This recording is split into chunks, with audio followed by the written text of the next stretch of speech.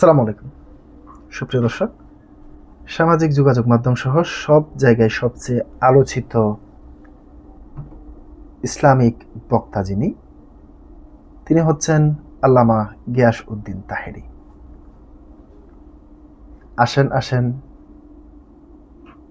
বসে যান, কিংবা চা খাবেন ঢেলে দিই, এ সমস্ত উক্তি সামাজিক যোগাযোগ মাধ্যমে আলোচনার ঝড় তুলেছিল। প্রিয় দর্শক, সম্প্রতি তিনি আগামী ত্রয়োদশ জাতীয় সংসদ নির্বাচন করবেন। তিনি তার নির্বাচন কমিশনে জমা দেওয়া নির্বাচনী হলফনামায় তার আয়ের উৎস দেখাতে গিয়ে তিনি সেখানে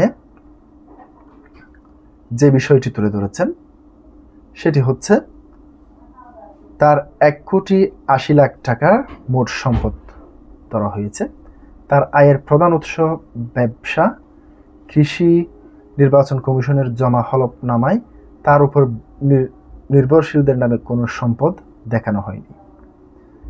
তাহেরের ব্যবসা আর স্ত্রী গৃহিণী, সম্পদ যা আছে সবই নিজের নামে, স্ত্রীর নামে কিছু নেই, এমনকি স্বর্ণ গহনাও নেই, তবে নিজের নামের স্বর্ণ আছে 31 ভরি। নির্বাচন কমিশনের দেওয়া হলফনামা পর্যালোচনা করে এসব তথ্য পাওয়া যায়। হলফনামায় তাহেরি উল্লেখ করেছেন আয়ের খাত ব্যবসা, কৃষি। কৃষি খাত থেকে বছরে আয় প্রায় 26,400 টাকা। ব্যবসা থেকে আয় করেন 7,91,000, আর বন সঞ্চয় আমানত ও ব্যাংক সুদ বাবদ আয় হয় তার 22,892 টাকা। নির্বাচনী হলফনামায় একই কলমে বন্ড সঞ্চয় আমানত থাকা সত্ত্বেও সংবাদ সম্মেলনে কেন শুধু সুদ খেয়ে উল্লেখ করা হলো, প্রশ্ন তুলেছেন তাহেরি। তিনি বিষয়টি ব্যাখ্যা দিতে গিয়ে বলেছেন, নির্বাচন কমিশন হলফনামায় যে আইটেম উল্লেখ করেছে সেই জায়গায় আমি যদি বলি 2 পয়েন্ট আছে, গুরুত্বপূর্ণ পয়েন্ট। একটা হলো আপনি ব্যাংকে কত টাকা রেখেছেন সেটা উল্লেখ করতে হবে, আর ব্যাংকে টাকা রাখার পরে কি মুনাফা দিয়েছেন সেটা উল্লেখ করতে হবে। তিনি জানান, সংবাদ সম্মেলনে প্রচারিত হলে ও তার কাছ থেকে কেউ জিজ্ঞেস করেননি এখানে কোন খাত থেকে তিনি এ আয় করেছেন। তিনি বলেছেন, নির্বাচন কমিশন যে কলামে উল্লেখ করেছে সেখানে বন্ড আছে, সঞ্চয় আছে, আমানত আছে, সেখানে সুদও আছে। আমি যে আমারটা উল্লেখ করেছি, আমি কি সুদের উপর টিকমার্ক করেছি? যারা এই বিষয়টা উল্লেখ করেছেন তারা করেছে আমার কাছ থেকে না জেনে। একটা মানুষ কিন্তু দেখেন সুদের টাকা জমা হয়, এমনও তো হতে পারে যে কেউ সুদের টাকাটা অন্য কোথাও সওয়াবের আশা না করে দিয়ে দিলেন,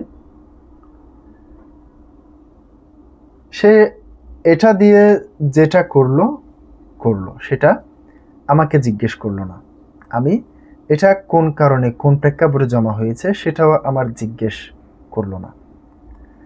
কেন করা হয়েছে এই বিষয়ে তিনি বলেন, এই যে আমাকে গায়ে পড়ে ঈর্ষান্বিত হয়ে কিছু কিছু মানুষ এটাকে টার্গেট করে মনে হচ্ছে এমন একটা অবস্থা সৃষ্টি করেছিল, একই সঙ্গে একাধিক বিষয় না রেখে আলাদা আলাদা কলাম রাখা উচিত ছিল নির্বাচন কমিশনের, মনে করেন তাহেরি। তিনি বলেন, নির্বাচন কমিশনে আমি মনে করি নির্বাচন কমিশন একটু চিন্তা ভাবনা করা উচিত ছিল যে একই সাথে বন্ড, সঞ্চয়, আমানত, সুদ ও এগুলো একসাথে না রেখে যদি আলাদা আলাদা কলামে রাখতো, তাহলে কিন্তু আমার কোনো প্রেক্ষাপটেও টাকা জমা রেখেছি আর কোন পারপাসে এটা এসেছে এটা আমার ওই ঘরে উল্লেখ করে দিতাম। এখানে 4-5টা বিষয় দেখার পরও কেবল সুদটাকেই তুলে নিয়ে আসলেন, এটা কোন খেলা আমি বুঝলাম না ভাই। 300 আসনে প্রার্থিত হলফনামায় এটা উল্লেখ করেছেন, আমার তো একমাত্র 22,000 ছিল, এখানে তো 5,70,000, 90,000, অনেকের অনেক টাকা এখানে উল্লেখ আছে। আপনি তাদেরটা ধরলেন না, আমারটা ধরলেন। প্রিয় দর্শক, এই ধরনের অপসাংবাদিকতার বিরুদ্ধে সবসময় কথা বলে এসেছি, কথা বলে আসব। একজন ইসলামী আলোচককে ঘিরে আপনারা যেভাবে সুদের বিষয়টিকে সামনে এনে হেনস্থা করার চেষ্টা করেছেন, হ্যাঁ, ব্যাংকে টাকা রাখলে সেখানে সুদ জমা হবেই, সেই সুদের টাকাগুলি আপনি কোন পারপাসে খরচ করছেন। এখন আপনি তো ব্যক্তিগতভাবে বর্তমান যে আইন শৃঙ্খলা পরিস্থিতির অবনতি, এমন সময় তো আপনি তো বাড়িতে টাকা রাখতে পারবেন না। বাড়িতে টাকা রাখলে চুরি হওয়া কিংবা ডাকাতি হওয়ার সম্ভাবনা রয়েছে, যার কারণে মানুষের নিরাপত্তা চিন্তা করে মানুষ ব্যাংকে টাকা রাখে। ব্যাংকে টাকা রাখলে সেটার একটু নির্দিষ্ট পরিমাণের একটা সুদ কিংবা ইন্টারেস্ট যেটাই বলেন না কেন সেটা থাকে।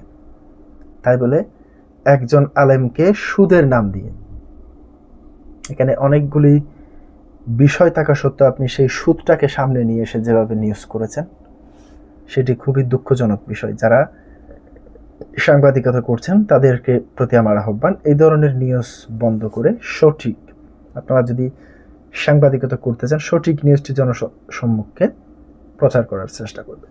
আজকে এ পর্যন্তই। আসসালামু আলাইকুম রহমতুল্লাহ।